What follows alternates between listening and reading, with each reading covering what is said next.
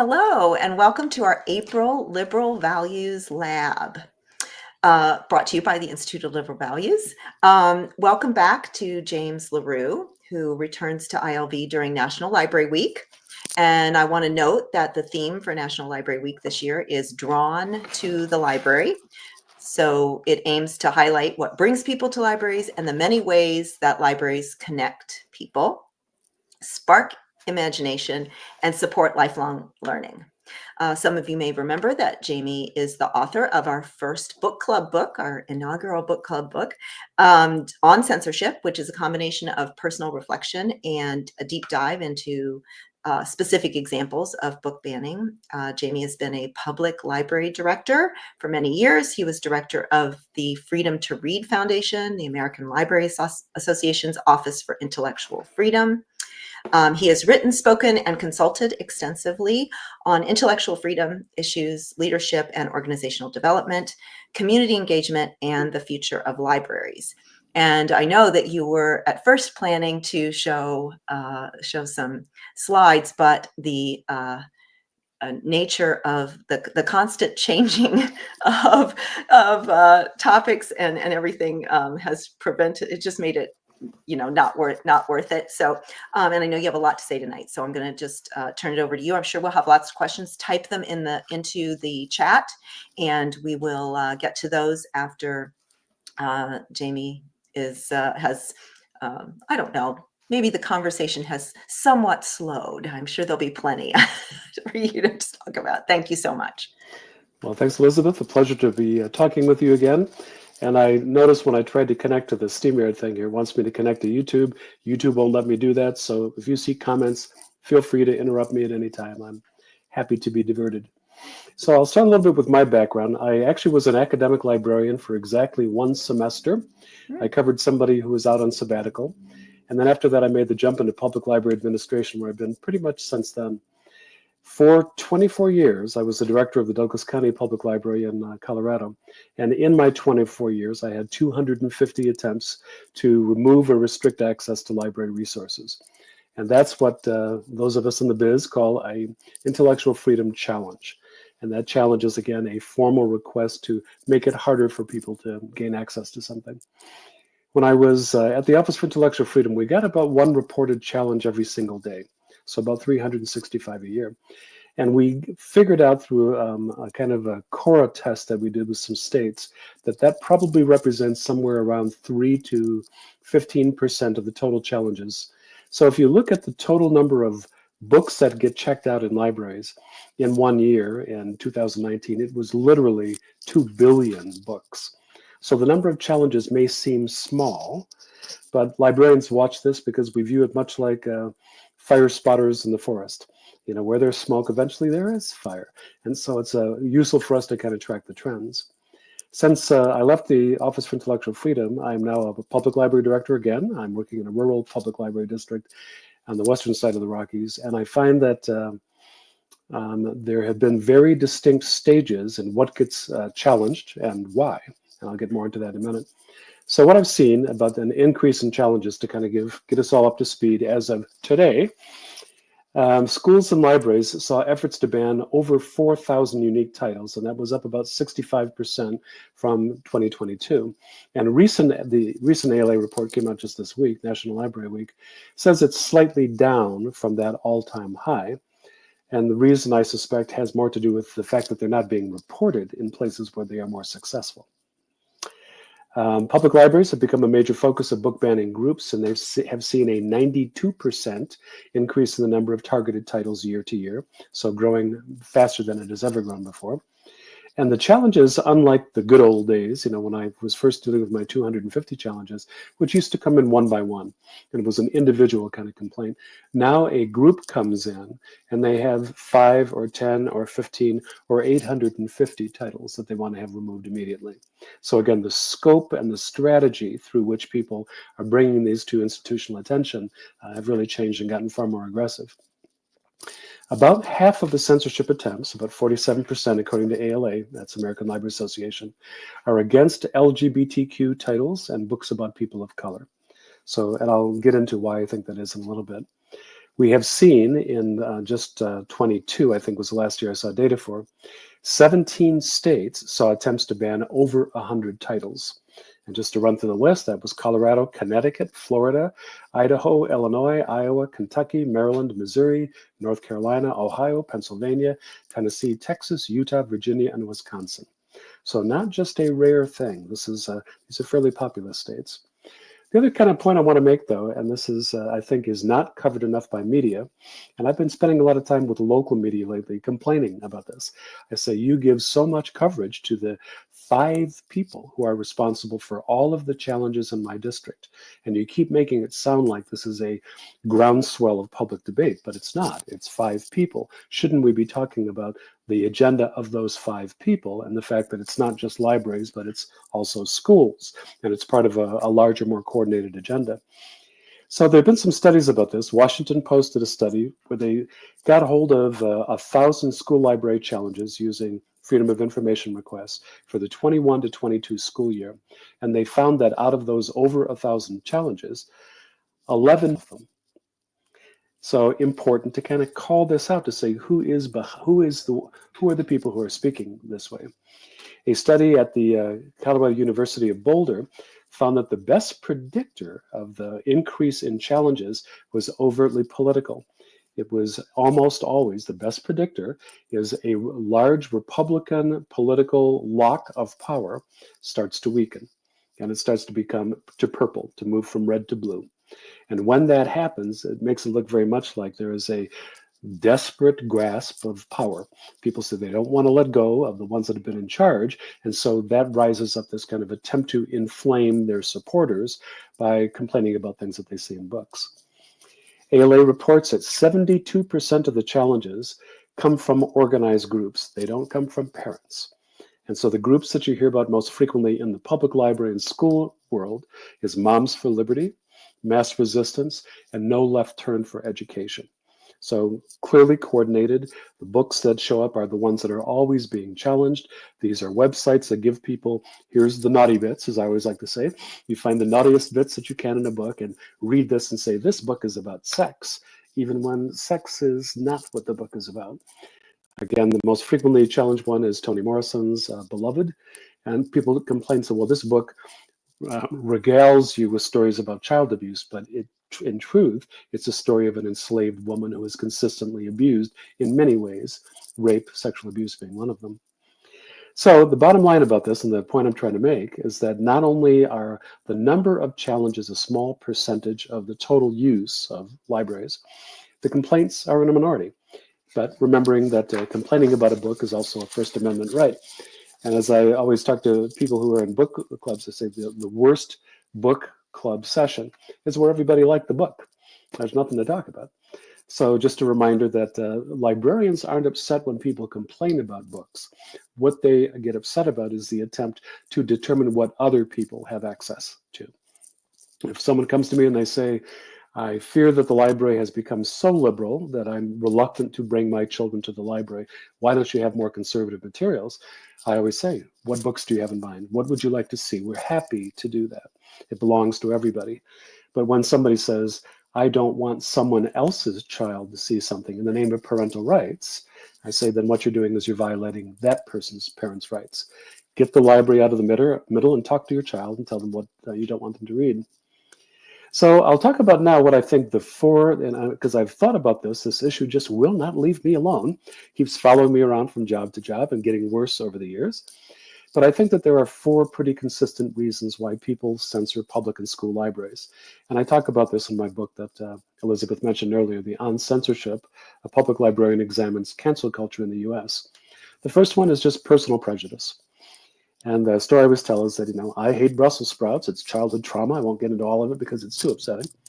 But when I go to a grocery store, and I walked in there one time and I saw this display of Brussels sprouts, so half seriously, I said to the store manager whom I knew, I said, I am offended by Brussels sprouts. Don't I deserve the right to come into a place and not be assaulted by this thing that so offends me?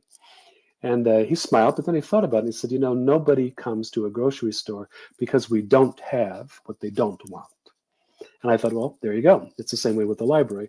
We do not force people to read books. We offer them. And if you don't like Brussels sprouts, no one is making you buy them. You move on to something else. And a grocery store or a library doesn't stay in business by not adding to its inventory. We add to the inventory and market it.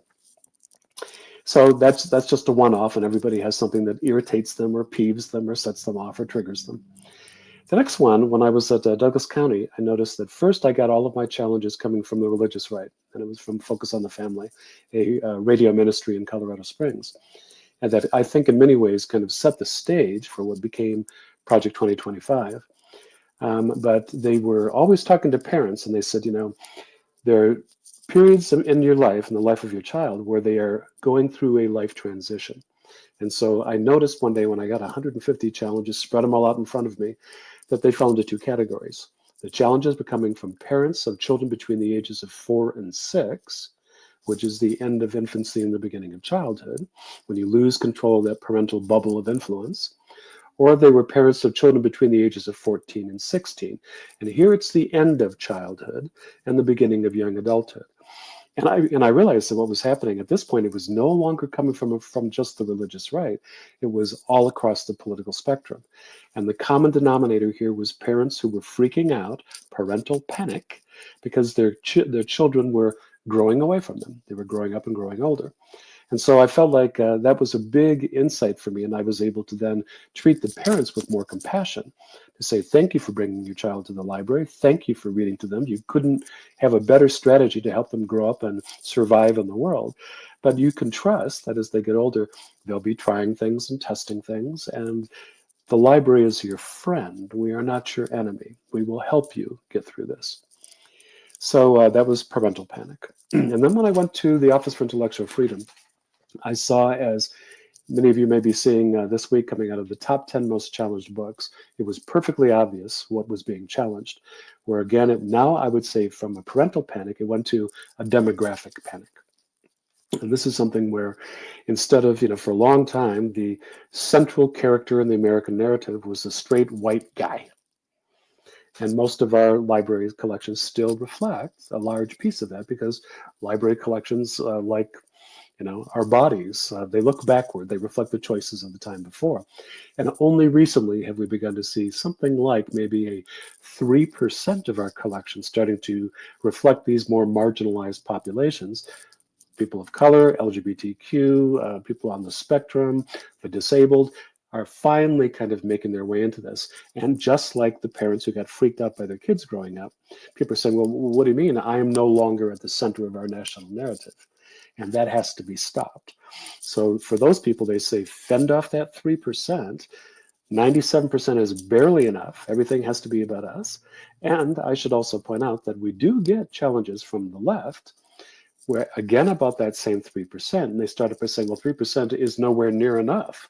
So vastly expand that. And while you're about it, let's go back to those problematic titles that are in our collection that reflect what we now consider to be bigoted or racist. And so let's purge those. So once again, culture wars, public institution in the middle, to say we want to reflect the evidence of our culture, present it to you, and you can make up your own mind. So then something happened in 2021. And this was the shift to the fourth reason. First was personal prejudice. Second was parental panic. Third was demographic panic.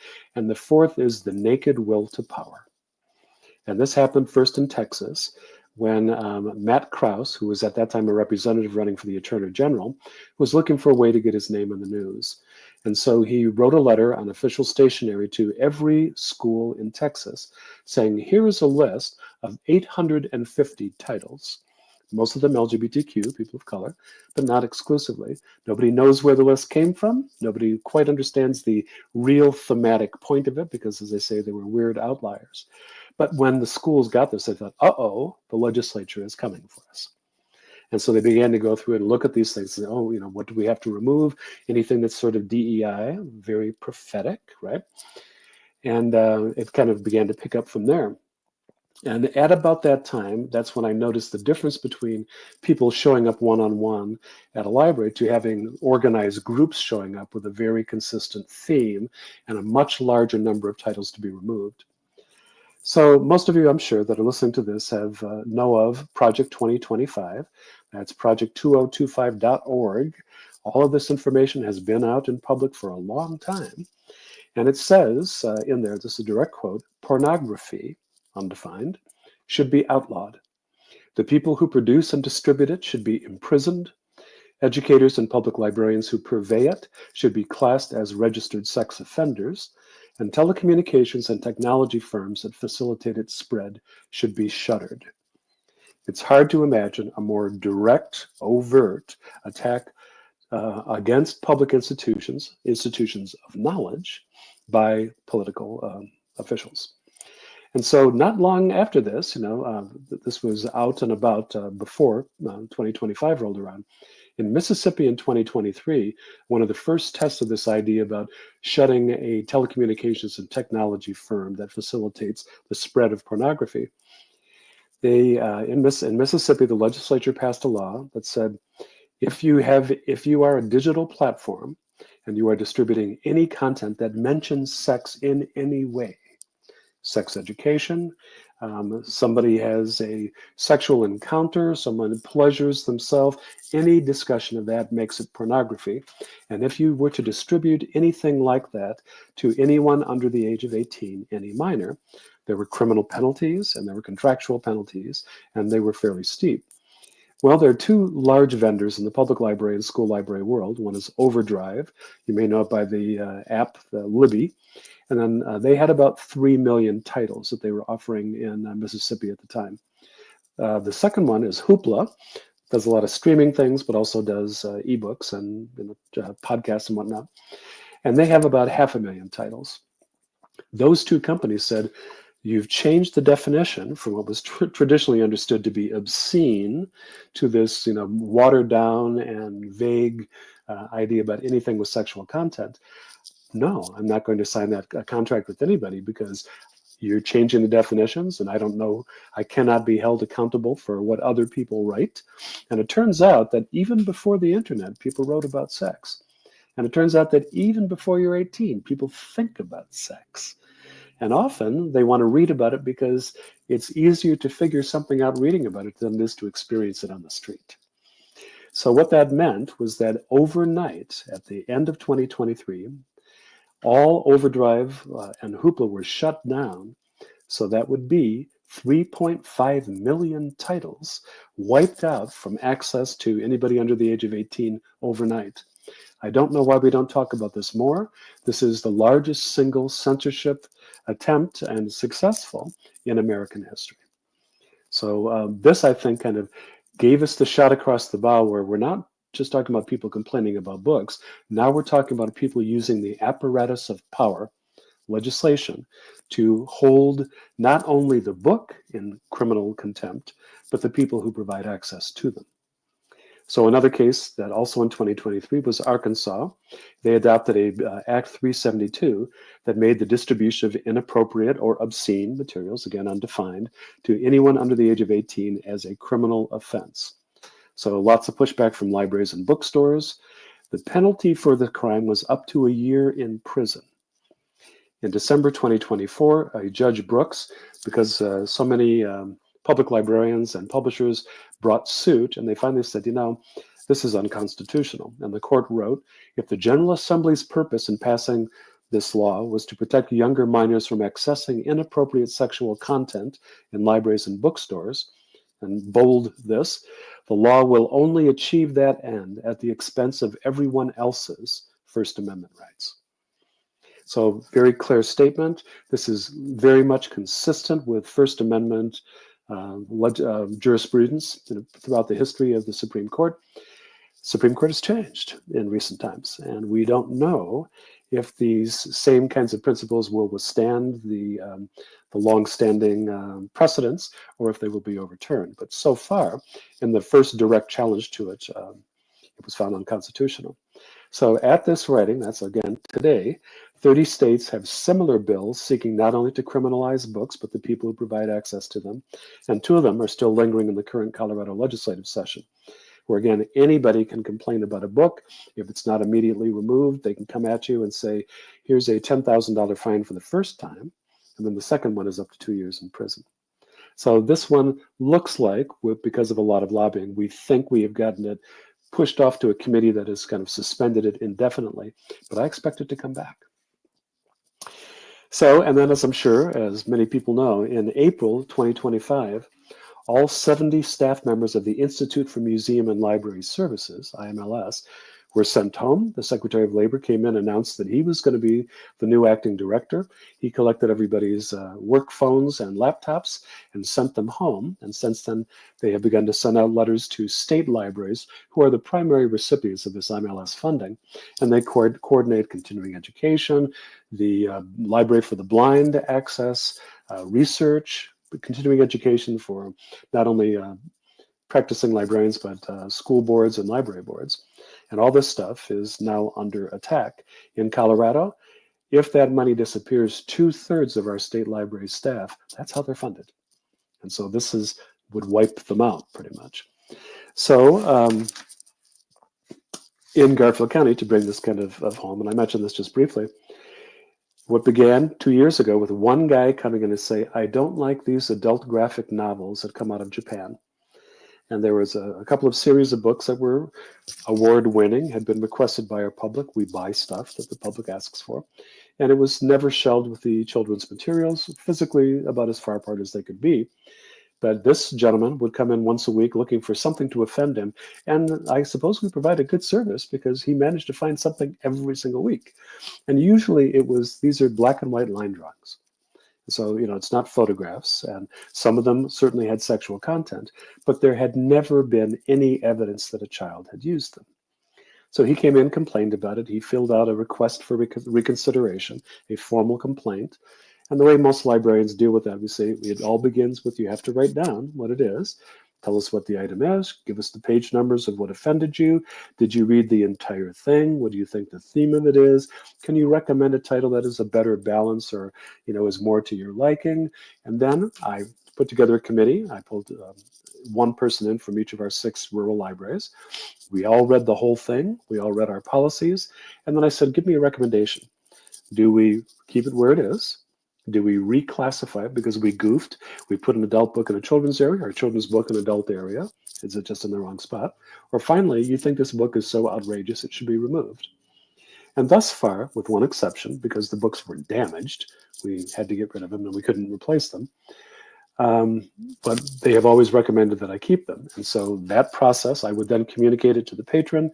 And I would say, if you disagree, you can take it to our board and they're the final appeal. I talked about this with our attorney. I said, if you appeal something, can your board overturn your policies on the fly? And he said, not really. I mean, you're certainly opening yourself to a lawsuit if you don't follow your own policies. And so he suggested that what I should ask of the board is, did you receive a request for a reconsideration form? Do you have the piece of writing? Yes, I did. Did you constitute a committee? Yes, we did. Did they all read the entire book and the policies? Yes, they did. Did they make a recommendation? Yes. Did you as director accept that recommendation? I did. Then there is no grounds for an appeal. And so I think that's, again, kind of going back to the rule of law. If we are following our own processes and we've thought about them and we apply them and we're making an informed decision, that stands. Well, at first, that seemed to work. And my general experience with challenges is people come in hard charging. They yell at you. They call you all kinds of names. They try to get the newspaper. They lie repeatedly about everything you've got. And then eventually they get tired because you're just sticking to your policies and you're not arguing with them. You're just saying, we've looked at it. We're not going to look at it anymore. And it goes away. But what happened here is very much reflecting what we're seeing nationally. They began then to go to the Board of County Commissioners. In Colorado, we are an independent library district. The only influence that the county commissioners have over us is in the official appointment of the library board. Since the founding of my district, which happened back in 2008, so for 16 years, the process was always the library board advertised. We were looking for various skills. We did the interviews. We made a selection, presented it to the county commissioners, and they said, a pleasure to meet you. Have a good time. Well, abruptly, they announced that they were taking over that appointment process. They began to do the selection. And so they would interview and they would ask questions like, there are common sense protections to protect children from the internet, meaning there are laws that say you have to use software filtering to block access to large known pornographic sites, although it isn't always clear what that software is blocking. And they say, so if we're doing that, don't you think we should have the same common sense provision to protect our children from books? And so I just want to say, assuming that most of the people who are listening to this are educators in some fashion or another, knowledge workers in some fashion or another, that you have to look at this as a direct attack on knowledge. This is an attempt to withhold information. It's as if, and again, I've seen this on both sides of the continuum, right to left at either extreme, is the idea that people have no problem at all with the library being a force for propaganda. They just want it to be exclusively their own propaganda. And of course, that's not our job. Knowledge is not to take sides in advance of the information. So the other thing that's going on with this, the new board members, is they're doing things like they have been instructed, as one frankly told me, to get me fired because I know too much about the law. And I am kind of holding to the policies. So this idea about directly going to your employment as a public official is something else that we are now seeing in the news. So now let's shift over to things that probably you folks know more about than I do. So I'm just going to kind of sketch this kind of high-level stuff, and then we'll open up for comments and questions. And it's the attacks on intellectual freedom or academic freedom in the academy. So it seems like it all kind of really began in early March with Columbia, which the Trump administration announced that it was withholding $400 million in federal grants until and unless the university agreed to a fairly lengthy list of demands. As everybody noted at the time, this was flat out illegal. And Columbia certainly had a large endowment, $14.8 billion endowment, that probably would have enabled it to weather the withholding of this money for the entire length of Trump's term. But they did not stand up to this. They caved. And so first thing that happened after that was the administration then threatened to freeze $175 million to the University of Pennsylvania. Penalties for Princeton and Brown followed, and just recently the administration announced it was freezing $1 billion in funding for Cornell and $790 million for Northwestern. So here we go, direct attack, political attack. We are withholding money, and we are issuing a lengthy list of demands.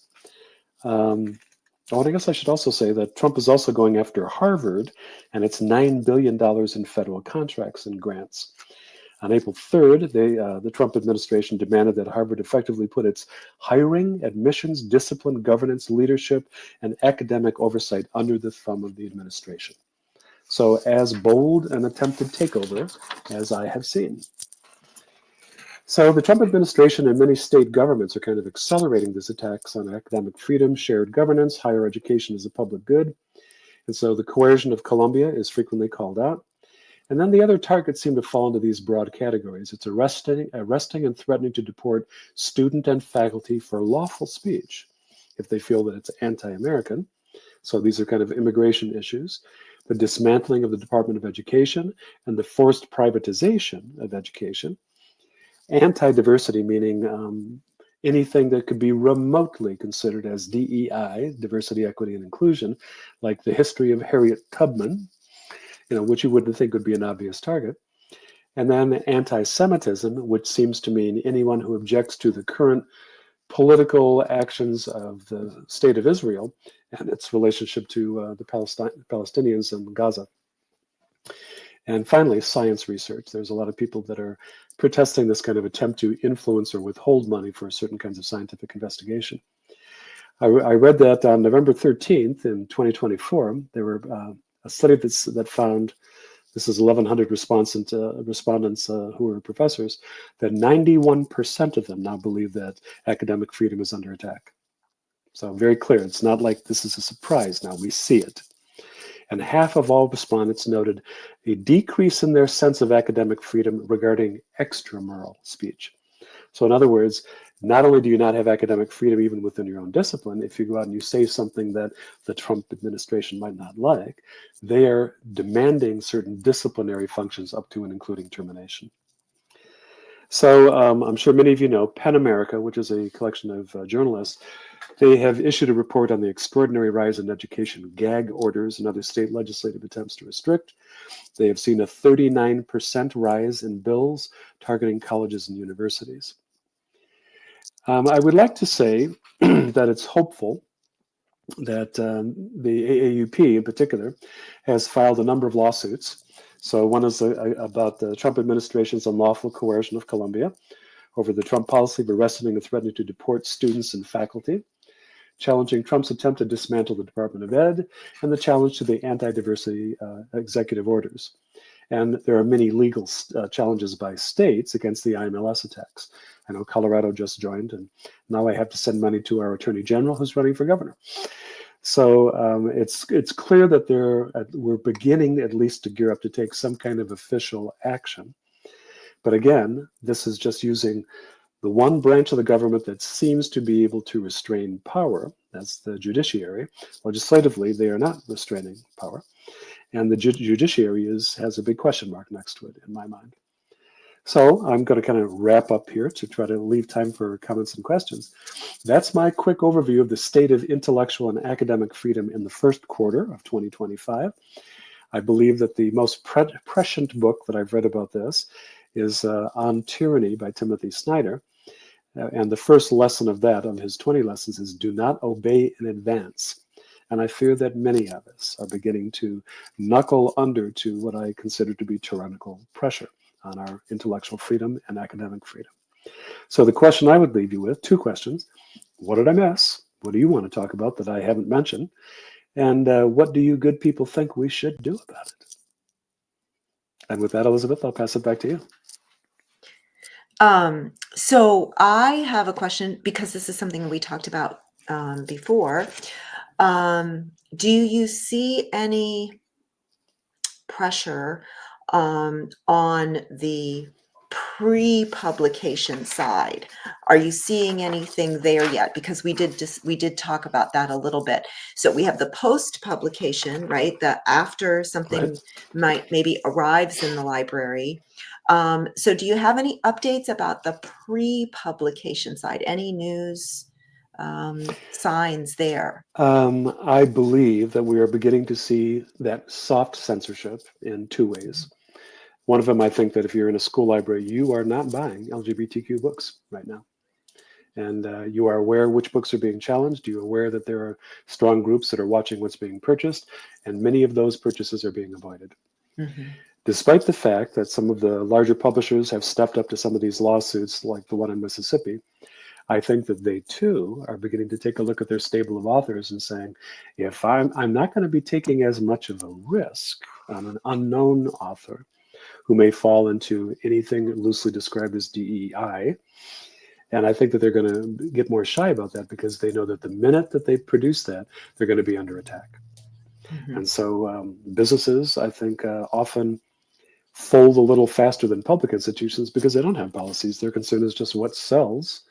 And what the marketing budget looks like and the return on the investment. Yeah, and we did talk about that in terms. We talked that was already happening in some cases. Again, from the left and the right, attacks on this person isn't the right. This person isn't transgender, so they can't write about transgenderism. Yeah, that's right. Now, the other thing I'm sure you have run across this too is that there are a number of publishers that had begun under the rise of concern about diversity and equity, is that they would say, so if you're a white person and you're writing and one of your characters is a black person, then we are going to give that book to one of our black readers to tell you all the ways you got it wrong. Mm-hmm. And okay, on the one hand, you say, well, maybe there's some due diligence there and there's some education. On the other hand, it is also a restriction on the freedom of people to say, I'm imagining myself into somebody else's life. May not be right, but that's why they call it fiction. Right. We have an attempt to try to imagine things. And I think that too is a slower burn danger. Hmm. So what are libraries, librarians, and such saying about the purging of material like on government websites and data from the CDC? And I Yes, have heard about sort of like underground sort of people sort of yes, downloading stuff, that's saving correct. what, Yeah. yeah. Yeah, and in fact, when I heard about some of this, I went to some of the websites. So it was the HHS website, Health and Human Services, and I found the link there. So okay, vaccination, and then you pull up that, and it says, what are the pros and cons of vaccination, and you click on that, and it goes to a video that has been taken down. And so already, like the definitive source, what was once considered a definitive source, is now taking down information. What was the other one I went to? A similar website. So anyhow, as I was thinking about this, I was on LinkedIn and following some of my librarian friends there, who exactly as you say, they are desperately downloading as much as they can still find, or going back to the Wayback Machine to try to find it when it was last posted to preserve this information. And again, it's hard to see this as anything but full-throated governmental censorship to say that even though they may have paid for the research to come up with something that can truly be trusted, now that information is being taken down if it contradicts a current political attack. Right, right. And I mean, I don't know, you know better than I do, but does does a lot of this material exist in other places, like in physical hard copies? And like, what is this? Once it's gone, it's gone. I'm worried about this. I'm Yeah, I'm really worried about it worried. too. Well, and I'm sure that almost all of you who use academic libraries know that the collection, the budget that was once spent on purchasing paper copies of periodicals, where so much, all the journals where all this research is published. Most libraries have now moved to digital because the advantages are so obvious. You can search for it immediately at 2 o'clock in the morning. You've got the full text. You can download the PDF. You can annotate it. All that's wonderful. But we don't own these items anymore. We are renting them every year from platforms, from companies. And so what that means is that as money gets threatened, your access to that thing is now on a per use basis, or you're doing a contract for a year's worth of access. So there are two attacks to that. One of them is if the money is being targeted for a university to say, we don't like what you're doing with this, and so we're going to cut your materials budget, just a little bit of budget will remove the entire access to those journals. And then the second thing is, as we're seeing with that attack on Overdrive and Hoopla, if someone attacks the platform to say, well, some of your students are minors, so you have high school students who sometimes are working on their degree even while they're in high school, you're providing information to minors, you have to have age restrictions or there are going to be penalties. Attack the platform, and that too has the same result. So yeah, what seems to be going on now is that there is no, as I'm aware of, institutional response to the preservation of this threatened knowledge. But there are lots and lots of librarians who are loading up their servers and their machines with as much government data as they can download. Yeah, yeah. And for the past, say, I don't know, 6 or so years, maybe 10, there's been increasing pressure for recalled, to like recall articles, so to remove things. Yes, And it has been mostly from the left, right? That certain things were, offensive. Maybe a researcher didn't find evidence for racism where people expected it. So I'm thinking of Roland Fryer, for example, right, right. right? And so, oh, you must recall, so the journal recalls the article, or retracts it, and so, and that's bad.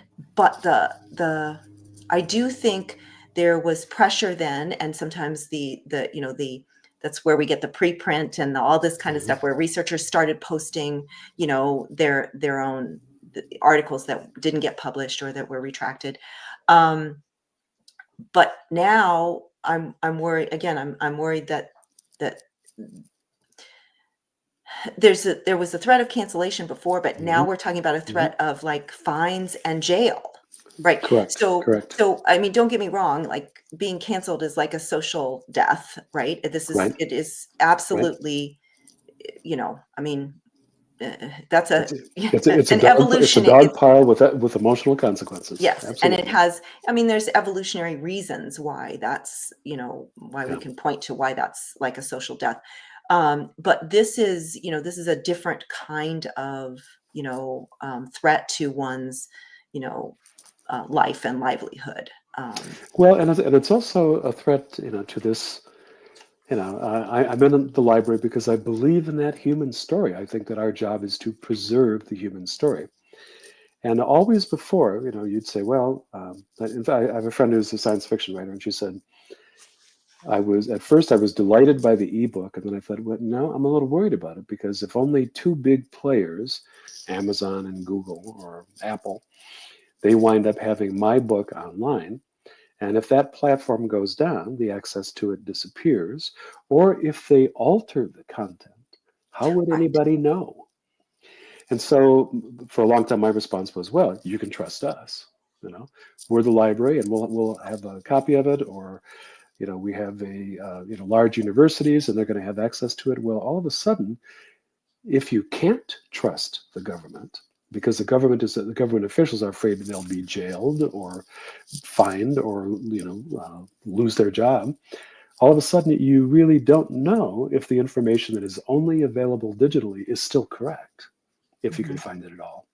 Yeah. So I view this as an absolute existential threat to every knowledge institution in our country. Yeah, I mean, this is kind of a little bit off topic, but there is research, economic and psychological research that shows the long-term effects of this, this kind of, sort of reporting on one another, this suspicion that Right. information can't be trusted, that your neighbors can't be trusted, that your government can't be trusted, and the long-term sort of generational effects Yeah. of that. Well, And this is the Cultural Revolution, just like China. You know, mhm, it begins with denunciations, turning each other in, and the destruction of our memory. right. I do have a question from Pam. Uh-huh. Hi, Pam. So if Ivy League schools are caving, as we have seen, what consequences can we expect for the public schools, for state, maybe state universities, for public schools at the K through 12 level? What do you think? I mean, what do you think we're for? What's Again, I think that even though the challenges are more frequent at public libraries, they are more successful in school libraries. And I think that the reason for that is that first, they tend not to have that same robust policy infrastructure that public libraries do. It's not so much about, you have the untrammeled right to ask questions and explore the evidence. In the school, they say, well, we kind of act as parents. And so we have your child physically during the day. They have to be here by law. And so the rules are a little tighter. And if we have 5 people who keep showing up at these meetings, could affect our next mill levy. Or very easy for conservatives in the mostly rural areas of America. This is funny. Population is in cities, but the institutions tend to be in smaller, rural, red institutions. And so a very conservative group can come in and say, yeah, we like this talk about making America great again. And we don't like the talk about de-emphasizing the contribution of white people and emphasizing the rise of people of color. Nope. I'm Yeah. hearing some kind of buzz there. Sorry about that. Oh, I didn't hear it. So Okay, came and went. I'm sure it's the CIA listening in. yeah. Um, So you see basically, like, once the institutions with the money, with the endowments, with the lawyers, right, with the the high powered sort of backing, start to fold, that it's essentially like a little it's bit. dominoes. That's right. And I did, and I think this is something I talked about when we did the book club. But I really feel like this is a time for civic courage, and I think that we're not used to that. We're used to this idea that it has turned into, first it was the horse race, and then it's like reality TV. What is the real purpose of these institutions? And can we find committed, articulate, dedicated people to stand up for the missions of their institutions? And, I was shocked that Columbia didn't fight. Who is better equipped to fight? And if they won't, then, what are the odds that a local community college is going to stand up for anything when it has? Yeah. And I think lawyer. at my institution, for example, I think many of our, smaller institutions sort of think that they're off the radar, right? Like, Right. For now. it won't, yeah, for now, exactly. But maybe, maybe not for long. So I was wondering, would you then add a fifth? So you have the personal responsibility, sort of the parental panic, right? And the demographic panic, and then sort of a power. Would you say that the current situation is power, or would you add a fifth sort of theme? What would you add? Because it sounds like you have something in mind. Well, I guess, yeah, I guess that I don't see this specifically as power. This feels like something different. And so it feels like, maybe I'm just getting this from some of the rhetoric, from the Trump administration, but it feels a little bit retaliatory. So this, well, you did this, you hit me first, right? So a little bit of that kind of, childlike kind of back and forth. It's like, well, now we're going to do to you what we felt like you were doing to us. And, but we're going to do it better. And so, we felt left out. I like not just power, but like, I want to be seen again in maybe it's a combination of the demographic and the power, some kind of like combination of those things. Like, there wasn't a place for me in the narrative for the last 5 years or so. And I want to be, I want to be seen again. I want to be heard again. I want to be, and I'm gonna, I've got a little bit of backing now, and I'm gonna do to you what I feel like the left did to me. Maybe, I don't know. Well, I guess I still think of it as power because and the retaliation is certainly a piece of it. It's the rise of the strongman mentality. I'm right. I never make mistakes. And if you disagree with me, then not only are you wrong, you need to be punished. Well, that's power. That's just the raw exercise of power. And it's like, for whatever the personal reasons that I believe something, I will tolerate no dissent. I mentioned this thing about the demographic panic, and I do think you're right that there's a piece of this gets carried forward. In my book, I talked a lot about the True Believer by Eric Hoffer. And I was so taken with this book when I read it way back in high school. And then I thought, boy, I think he has something to say about this still. It still seems fresh. And it was very much the idea, and he was like the best minds of his generation, trying to figure out how the world lapsed so abruptly from 1935 to 1945, into, first it was kind of tumult, and then it's aggressiveness, and then it's war, and then it's genocide. And, there's this inflamed world that just went crazy. And so Eric Hoffer was trying to figure out why did that happen? And he came up with something that's very much like this loss of being the central narrative. So in Germany, it was paying reparations. They were very angry and resentful about that. It's like, we used to be proud of ourselves, and now we're being made to pay and pay and pay. And then you had in the Soviet Union, the rise of Stalin. And there it was all like, we've lost our glory days, and we have to have, this new kind of unified, powerful, strong man kind of idea. And so again, this frustration on the part of a previous demographic majority says, well, I'm so aggrieved, we have to do something about that. And I always come back to this thing about, how aggrieved really should you be when somebody comes in and they say, I see you have a gay pride display here. I know there are gay people, but do you have to shove it in front of my face? Can't you have any books about straight people getting married or falling in love or raising children? And you kind of go, that would 97% of our collection. That's right. What you're saying is exclusively that. And so the sense of agreement is also a narrative. It's also a lie. But I think, again, what's the purpose? The purpose is to enforce your prejudices against everyone else. Yeah.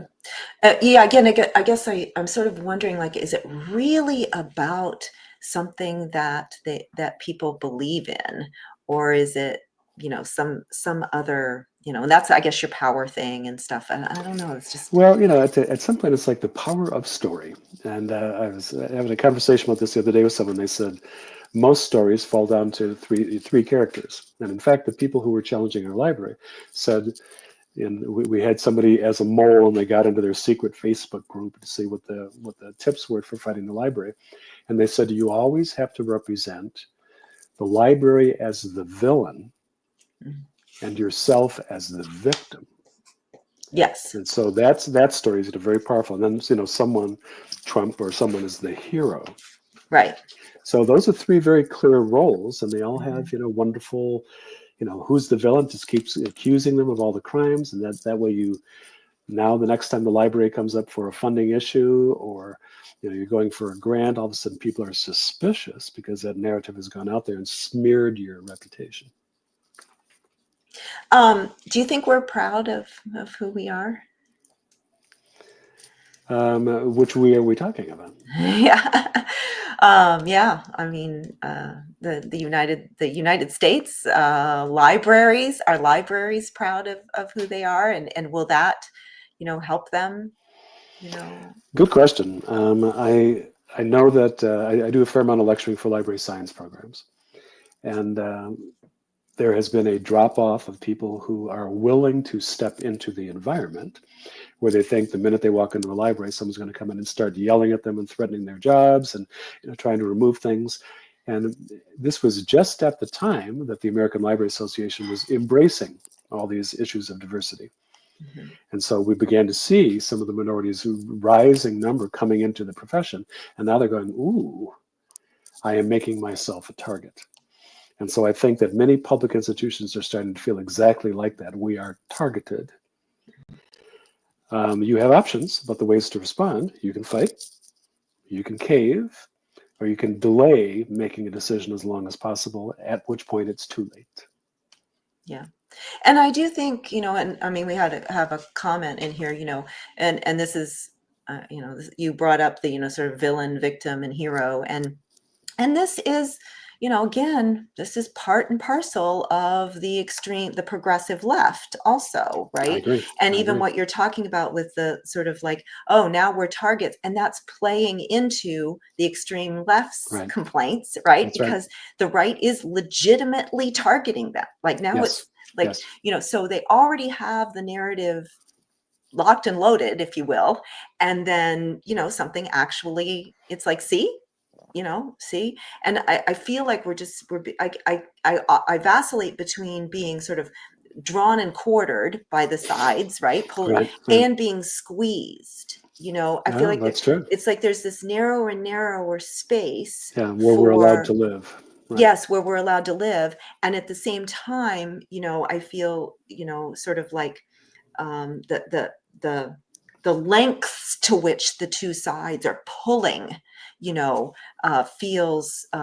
makes me feel panicked too. This vast chasm of difference between, extremes, which I know, just like you said, like 3% of the, the books on the kids, I know is a very small, arguments, maybe like 12% of the population, in total at these extremes. The numbers vary.